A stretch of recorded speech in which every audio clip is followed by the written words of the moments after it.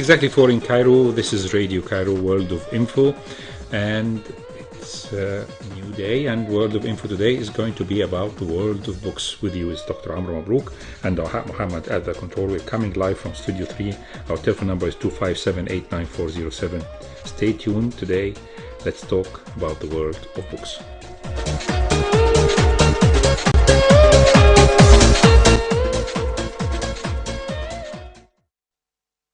Well, as you know, the rule of the game in our program when we talk about books is, should we read this book, should we toss it, or should we skim it? And as usual, I believe that the game always is that we always have to read these 3 books that we are presenting. And today we're going to give you some books about summer reading. 2 or 3 weeks back we gave you a list of 3 books, and I believe they were very interesting. One book about Anwar Sadat, a book about President Nasser, President Sadat, and a book from Hisham Matar about the anatomy of disappearance. Today we're bringing you another new 3 books. Books that deserve to be read, not just because they have interesting subjects, but because they have interesting authors. And today we are going to present the first book, which I believe is a very nostalgic book. It's called Me and the Cinema by Ibrahim Abdel Magid. Why Ibrahim Abdel Magid? One of the very famous Egyptian authors who is very well known for writing a lot of novels and short stories, and he's very well known for the Alexandria trilogy. Not only Lawrence Durrell presented Alexandria trilogy, but so did Ibrahim Abdel Magid, because he is native of Alexandria. He was born there, and he's a graduate from its university, and he worked there for some time before he decided in 1973, after graduation, to come to Cairo and live in Cairo and pass in Cairo his time. And the 3 books about Alexandria are really, one of them, the first one of this trilogy, is called Nobody Sleeps in Alexandria. The other is called Tuor Lamber, or Birds of Lamber, and of course, or Amber, and of course, Alexandria in a Cloud. These 3 books are books which are full of philosophy. And when you read any book of Ibrahim Abdel Magid, you find yourself drowning into details. He is a man who is controlling his language, who's able to share his thoughts with the reader, and at the same time his study of philosophy at Alexandria University his graduation in 1973 has helped to open his mind and has helped him to share with the reader his thoughts. Of course, another beautiful book I read, and I think I presented in this program, was Here is Cairo, or Huna al-Qahira, which is a new book of his. Now, this book is also a beautiful book, Me and the Movies. Why is it nostalgic? Because it talks about his personal experience as a young child, adult, teenager and an adult in Alexandria, going every week 2 or 3 times to the cinema as far as he could remember, seeing different movies. I think he spent fortune in going into movies and cinemas in order to watch his favorite movies once, twice, or even 3 or 4 times. He really loses count about the number of the movies that he has seen, many times each movie. But what's so interesting about the book is the philosophy behind it, because through his eyes, we're not going to discuss the books, the movies that he has seen in the book, which is of course what is he really writing. I mean, he's telling you, I watched this film of Fatin Hamama maybe 10 times, this film of Abdul Halim Hafiz, I've seen it in different cinemas, and I've seen this American movie many times, and this movie was really full of adventures. This one was a really good cowboy movie. He's giving this a mention in his book, but the idea is not that. The idea is Ibrahim Abdel Magid is opening a window to an Alexandria that we really didn't know, or we pretend that it never existed. Everybody who writes about Alexandria always write about the cosmopolitan Alexandria, the Alexandria that was full of foreigners, of the people who were living of different nationalities and occupying the same place, living under the sun of Alexandria, walking by the beaches of Alexandria, by the sea of Alexandria. But every one of them is a very special person, and if he is belonging to a certain class, he's doomed to stay in this class forever. But Ibrahim Abdul Majid was telling us the story from a different point of view. He was living in a popular area near Karmuz, which is one of the middle class, or the C class, C and partially B class in Alexandria. He was born in December 1946, and his first movie that he has ever seen was in kindergarten. When he was 5 years old, he found out that the school had an open gate, so he went out of the school, went inside a movie in a nearby cinema, and of course nobody asked him for a ticket, because simply he was a child and people thought that he was coming with an adult. And children are usually, in that young, are not charged for any fees or a ticket. So this was the first moment, or the first encounter of the little boy, or the little young man, if we may use the expression, with the movies and the cinema. So as we examine these types of movies that he has seen, we're also going to examine his relation with his friends, his relation with his family, his relation with his studying, and his relation with his school, and how the fact that his father thought that the child, although he graduated from the preparatory school, will be able to go to the general public school, but he will not have a chance to study in the university, which is, of course, he has to pay fees for it, and the education in the universities was still expensive for the family, or the poor family of Ibrahim Abdul Majid. So he had to go to a technical school where he is going to have a degree and become an electrician. Although he was a very highly, he got a very high score of 82% in the preparatory school, and just almost 3 or 4 months later, after going to this technical school, Gamal Abdel Nasser made a decision that the university education is going to be free for everyone. But it was too late for him to transfer to a public school, and a public secondary school. He couldn't apply for it, so he decided that he is going to continue in this technical school, become an electrician, work in a company, and later on he's going to accomplish his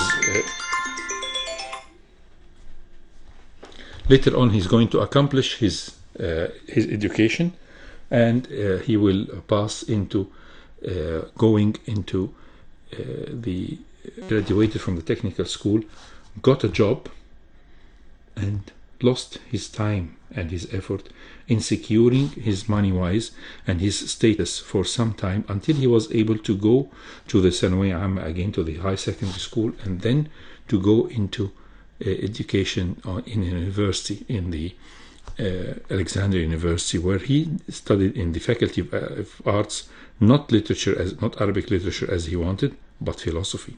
And I believe that this philosophy was the one who really has improved him very much in his writing and his education.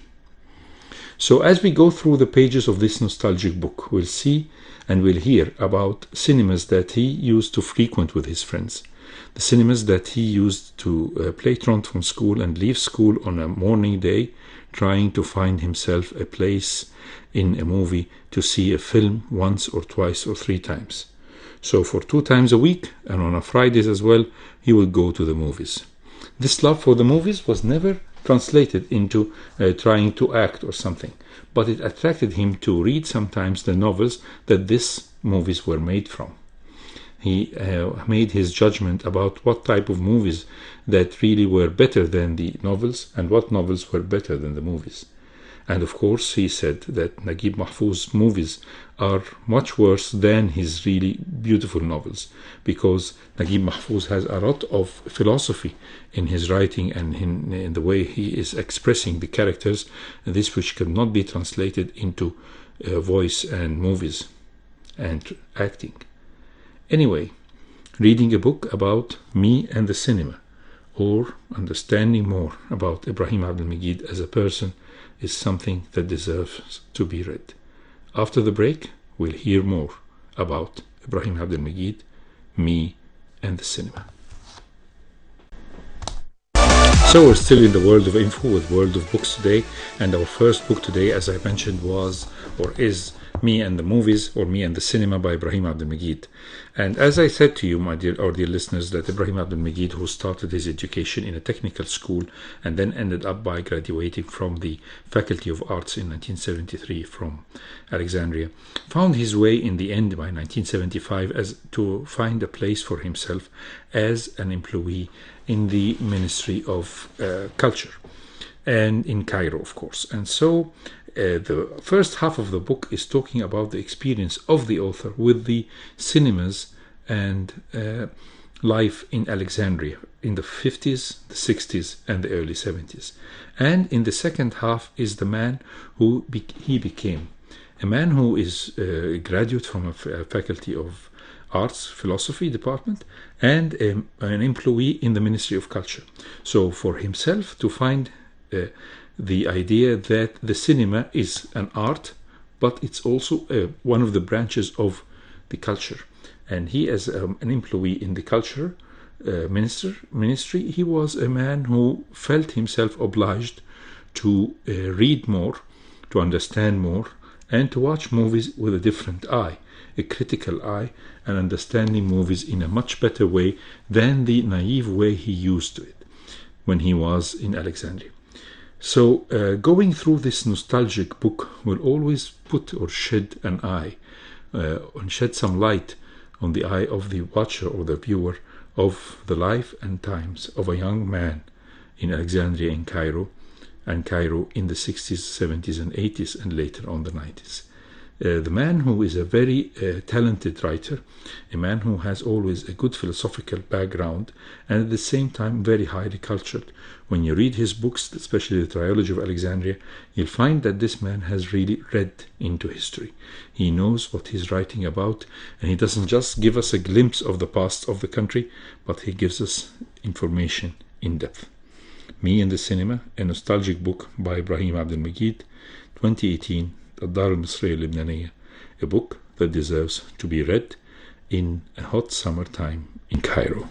So after the break, we'll talk more about books. We're still with the world of info and world of books, and today the second book is really an interesting book. It's a book about written by Dr. Lotus Abdelkarim, talking about her biography and their secrets, or the name of the book is Sirati wa Athrarihim, and it is simply my biography and their secrets.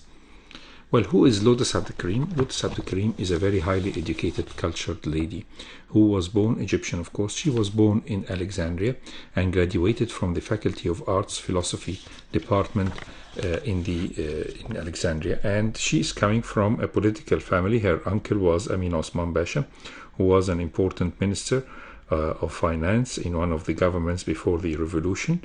He once gave a statement that the relationship between Egypt and Britain is like a Catholic marriage, and after that some of the people who felt obliged that or claimed that they were nationalists enough assassinated him, unfortunately. And one of these people who were accused with the assassination was President Sadat, who was then a young officer in the Egyptian army. How far was Amin Osman involved with the treason of Egypt? Of course, this was not true. The man was just mentioning this statement as a metaphor, but he paid the very high price of his life due to this statement. So he was her uncle, and she lived in Alexandria and got a degree in philosophy from the Faculty of Arts in Alexandria. After that, she married to a young Kuwaiti diplomat who later on became an ambassador of his country in different places of the world, including Britain, Japan, France, Italy, and Germany. And also he worked as in the end of his career as a minister in the government, in the Kuwaiti government. So she had the chance to have a great exposure. She didn't lose her time in listening in or taking the life of gossip of any diplomat's wife, but she went on having a good education. She has a master's degree in sociology from London University and a PhD in philosophy from the Sorbonne University in Paris. And this entitled her, through her beautiful exposure to the world as a wife of an ambassador, to see a lot and to understand a lot of the world around her. During her regular visits to Egypt and her life in Cairo, she had the chance to meet a lot of famous cultured people who she befriended. I mean, she was not strange for them because she had the culture and she had the education. So she was a good friend of famous names, whether these are Naguib Mahfouz or Hassan al-Quddus or Yusuf al-Sibai, and even Taha Hussein's family. All these people, she knew them quite well. And she has published under the auspice of Ahmad Bahauddin as editor-in-chief of her beautiful culture magazine, which unfortunately is not in the markets anymore. It's called Candles or Shumu'. And it was the idea of Hassan al-Quddus, who told her, you should publish a cultural magazine every month, and it should give the people a glimpse of cultural education, whether this was in art, in literature, in philosophy, or whatever. And because of that, she was able to support art and act as a patron for a lot of famous artists, including, of course, Queen Farida, who she became a very good friend of her until her death in 1993. And at the same time, she has written 2 or 3 books about Queen Farida herself, and she has written her own biography in a book that has been recently published. And at the same time, she has written books about Yusuf Wahbi and Muhammad Abdul Wahab and Mustafa Mahmoud, who were all of them friends of her. So when we talk about Dr. Lotus, she simply has met the creme de la creme of the cultural society of Egypt, and she knows them personally, and therefore when she writes about them, she gives us an idea about their lives and a glimpse of their lives. So that's why I find the book of great interest. She's not writing a book about the biography of people collecting data from the internet or collecting data from their books or analyzing what they have written, but simply she's writing a book about them from her own perspective. So when she writes about Hassan Abdul Quddus, the man who was a politician and at the same time a writer of romantic novels.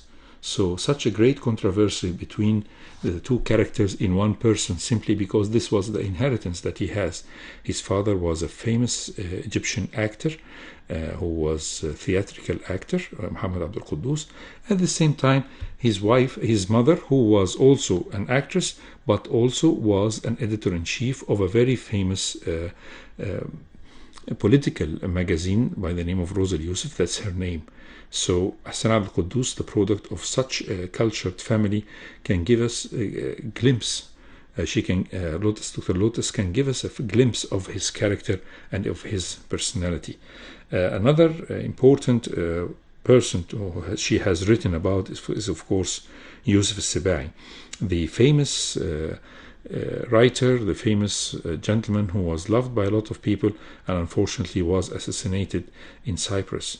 And also Yusuf Idris, the man who was one of the greatest short story writers of Egypt and of the whole world.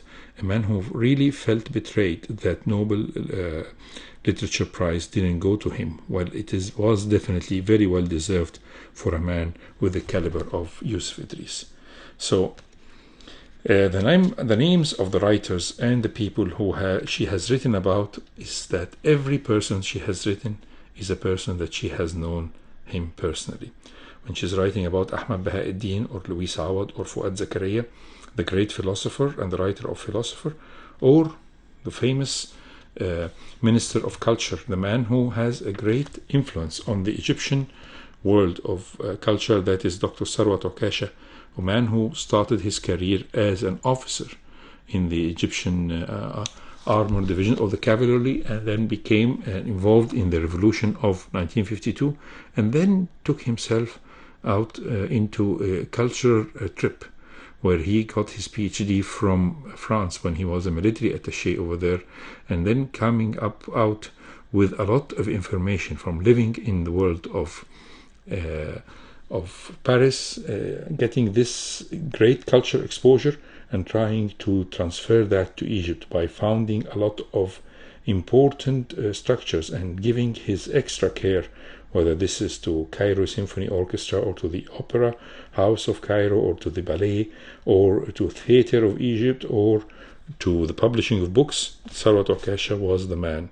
When she writes about the family of Taha Hussein, whether this was Mu'nis, his son, or his wife Susan, definitely she gives us a glimpse of people who heard about them, people who took or has chosen to be living in the shade of their famous father, that is Taha Hussein, whether Susan his wife or Mu'nis his son, and yet she was able to expose this family in a very kind words and tell us about Taha Hussein and his relation with his children, and how Mu'nis Taha Hussein was a great cultured man who graduated from the Faculty of Arts, has a rank as a degree also from France in Sorbonne, and where he worked as a professor also back in Cairo until 1962, and then his final immigration to Paris, where he worked there in Paris until his death.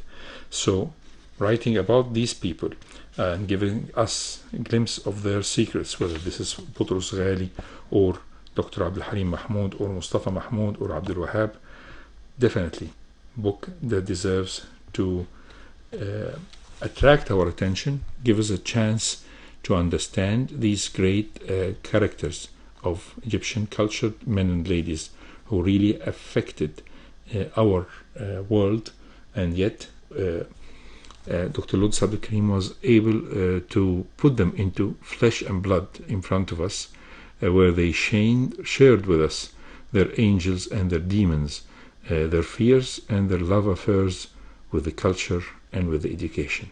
So a book that deserves to be read, and really thank you, Dr. Lotus Abdul Karim, for writing a book about her biography and their secrets. So after the break, more books to come. So this is World of Info, and today is World of Books. We have just given you a glimpse of two beautiful books, summer reading, Me and the Cinema by Ibrahim Abdul Majid, and my biography and their secrets by Dr. Lotus Abdul Karim. So what is the final book? Well, the final book is the continuation of what we have just mentioned 2 weeks back, and that is about Hisham Matar. So a visit to the second book, or actually it was the first book, the book that has attracted the attention of the readers and became shortlisted in the Booker's world, and this is In the Country of Men. Hisham Matar is a man who was born in New York to two Libyan parents, and he spent his life or his childhood in Tripoli and then in Cairo.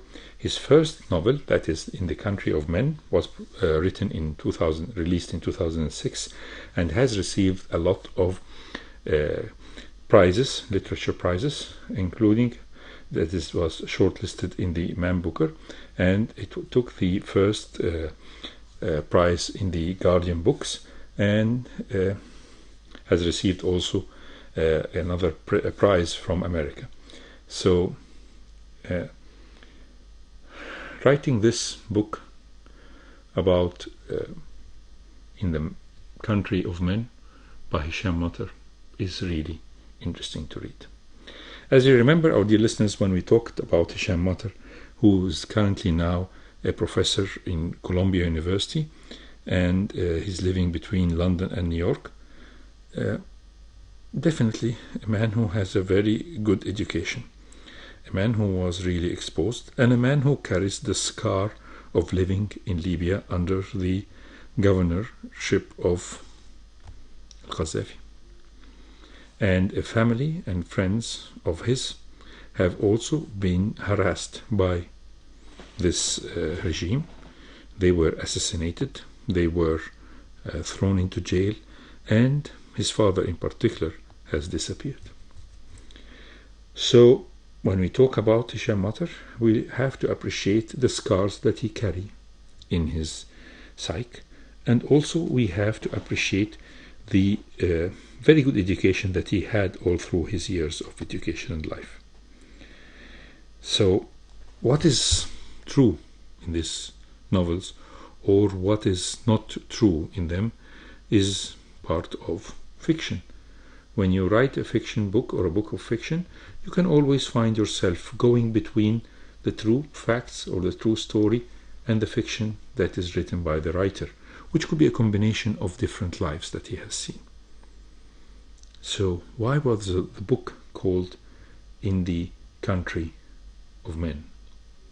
Simply because all the people who appear in this novel are, by strange idea or by strange motive, are all men, except for one lady, and that is the mother of the child, who is the narrator. The other secondary ladies that appear, or secondary characters of women that appear, are minor characters. We really don't examine their psyche. We really don't understand what they are thinking of. We see examples of them living, but we hardly can understand their motivation, except for the mother. The mother who was always under the magnifying lens of the young boy of 9 years old. And that is the narrator, or the one who's writing, I saw, I said, I read. So how is it to be living under Al-Qaddafi?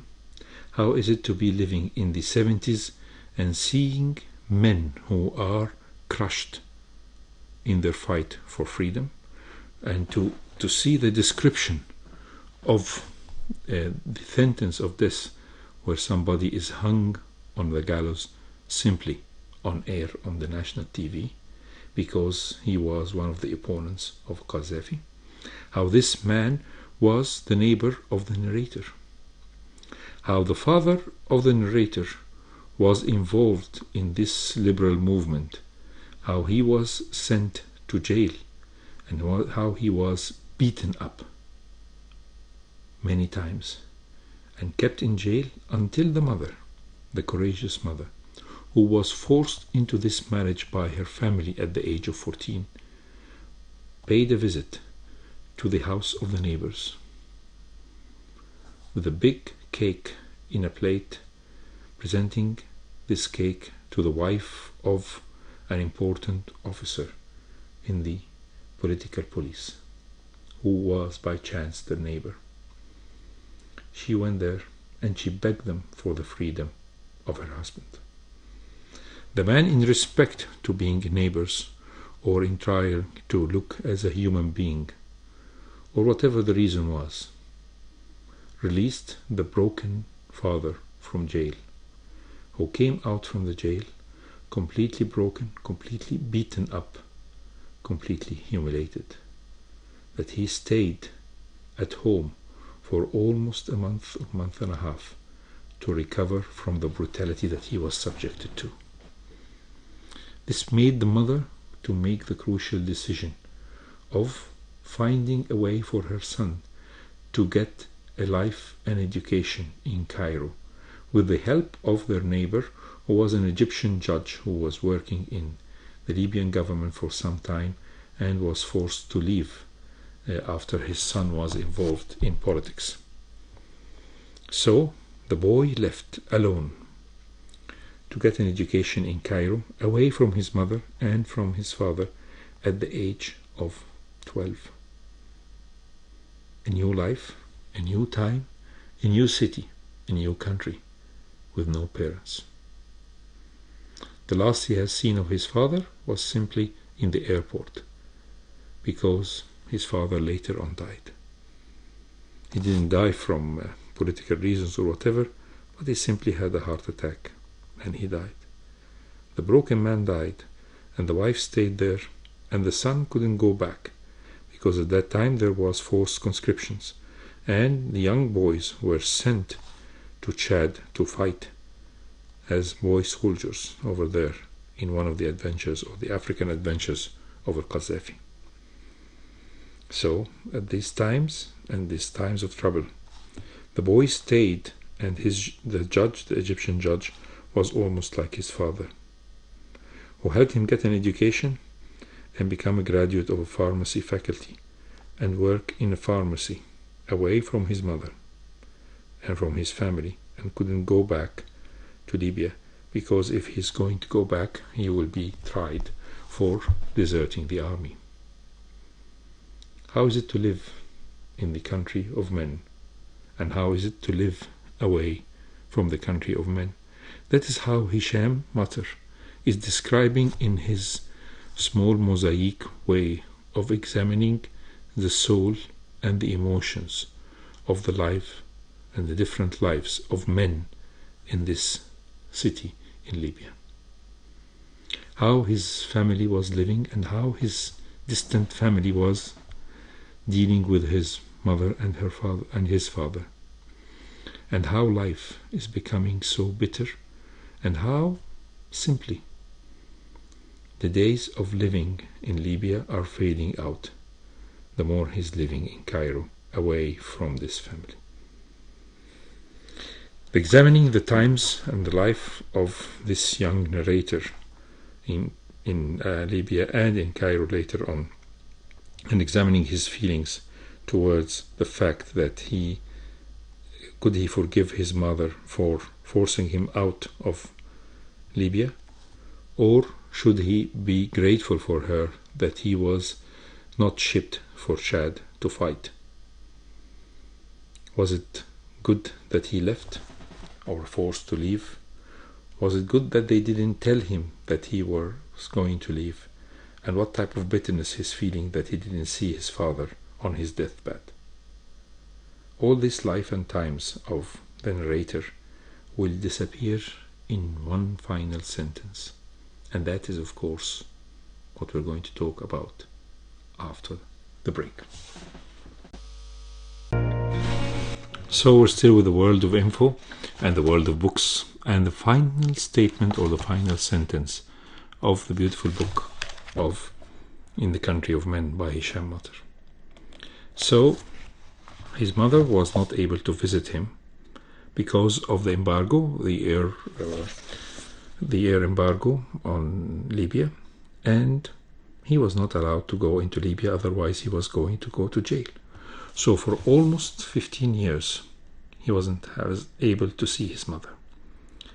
So suddenly she's going to come, and he has to meet her in Alexandria bus station, because due to the embargo she will come on the land route from Libya till she reaches Alexandria.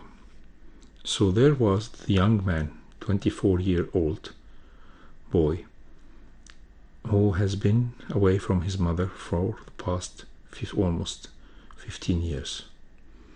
And he was standing in the bus station looking for a mother that he hasn't seen for 15 years. How will she look like? How old would she be? And how far will she be wearing the beautiful clothes that she used to wear? Or should she be a broken veiled woman in her early 40s from all the disasters that she has seen in her life? And suddenly there she comes out of the... And as he stood away from her, looking at this beautiful young lady who didn't have a single one, who looked very pretty and beautiful, wearing very beautiful and smart and clean dress, this was his mother, who was just 15 years older than him. She was just 39, and she looked as beautiful as ever, as if time has stopped at the moment in the airport of Tripoli, at the moment she left him when he was going to Cairo, and then 15 years later in the bus station in Alexandria, he sees her as fresh, as good as she can be. These are the final words of the book that deserves to be read in the country of men. But perhaps what remains of this book is the beautiful verses of the poetry written by Salah Abd Sabur, the famous Egyptian poet, who has really made a big difference and big input on a lot of people who read literature and art. A man who was a very sensitive man and a really talented poet, has written 3 or 4 verses that remain in the minds of anyone who read them. And definitely it was so attractive to Hisham Matar to quote him in his book and to write that this sentence really matches the life of the narrator.